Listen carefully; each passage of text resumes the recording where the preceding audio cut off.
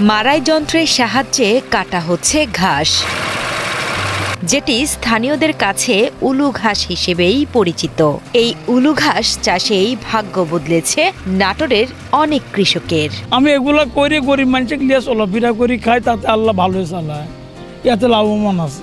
এগুলো আমরা আজ 8-10 বছর হলে করতেছি, তাতে 40-45 জন লোক কাজ করে প্রতিদিন। মিয়া চাল বল বেটা চাল বল দিয়া মজুরি, মিয়া চাল বলে 400 টাকা, বেটা চাল বলে 500 টাকা। নাটোরের লালপুর উপজেলার কদমচিলান এলাকায় এক সময় বাড়ির পাশে ঝোপঝাড়ে দেখা মিলত এই ঘাসের। ঝোপঝাড়ের সেই ঘাস ছড়িয়ে পড়ে জমিতে। পানের বরজে এর চাহিদা থাকায় এবং বেশ লাভজনক হওয়ায় এই ঘাস চাষে ঝুঁকে পড়ছেন কৃষকরা। কয়েক বছর আগেও গুটি কয়েক কৃষক এই ঘাস চাষ করলেও বর্তমানে চাহিদা বাড়ার পাশাপাশি লাভ হওয়ায় অনেকেই এই উলু ঘাস চাষে ঝুঁকছেন। পানের বড়ের জন্য উদ্বোধন করেছি। এগুলা ছাড়া পানের বড় হয় না, পানে গাছ বাঁধে। এভাবে উদ্বোধন হওয়ার পরে আমরা এলাকাতে লাগা গরিব মানুষকে লিয়া কাজ কাম করি খাচ্ছি। 15-20 বিঘা এরকম লিয়া করি খাচ্ছি। আমরা হাজিরা পাচ্ছি 500 একবেলা কাজ। মোটামুটি পরিবার লিয়া আমাদের সুন্দরভাবে দিন আর কি কাটতেছে।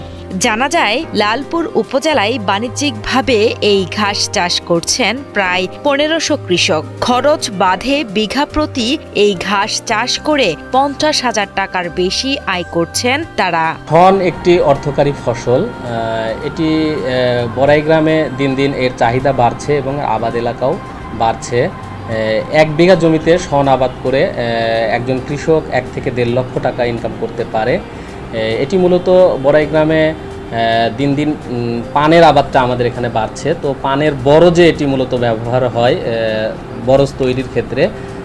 সেই একটা কারণেই আসলে এই শনের চাহিদাটা এখানে বেড়ে গেছে এবং পার্শ্ববর্তী বিভিন্ন জেলা থেকেও এই শনটা কালেকশন করার জন্য আমাদের এখানে কৃষকরা আসে। যাই হোক আর কি করতে হয় আমাদের। এখন কাম কাজ খুব কম, এই খেয়ার আসি মনে করেন আমার গরিব মানুষের কামটা হয়, এতে আমরা খুব ভালোভাবে চলি। বর্তমানে জেলায় অন্তত 2000 বিঘা জমিতে চাষ হচ্ছে এই উলু ঘাসের, যাতে কৃষকের লাভের পাশাপাশি কর্মসংস্থানের ব্যবস্থা হয়েছে অনেক বেকার যুবক ও নারীদের। আমি এই কাজগুলো করি পড়াশোনার পাশাপাশি। মানে আমি পড়াশোনা করি এখানে একটা কলেজে, এইচএসসি ক্যান্ডিডেট আর কি। তো পড়াশোনার পাশাপাশি যখন ছুটি থাকে তখন এই কাজ করে পরিবারকে একটু সহায়তা করি, যেন পড়াশোনায় একটু এগিয়ে যেতে পারি আর কি। আর এই পাশাপাশি এই কাজ করলে সংসারে যেই অভাবটা আছে এটাও পূরণ হয়ে যায়। আমাদের গ্রামটা পুরা গ্রামটাই খেড়ের কাজ চলতেছে আর কি। গৃহস্থের কাম করি খুব ভালোই মজা পাচ্ছি। খেড় কাটো বিভিন্ন কামের থেকে কামটা একটু মজা করে করা যাচ্ছে।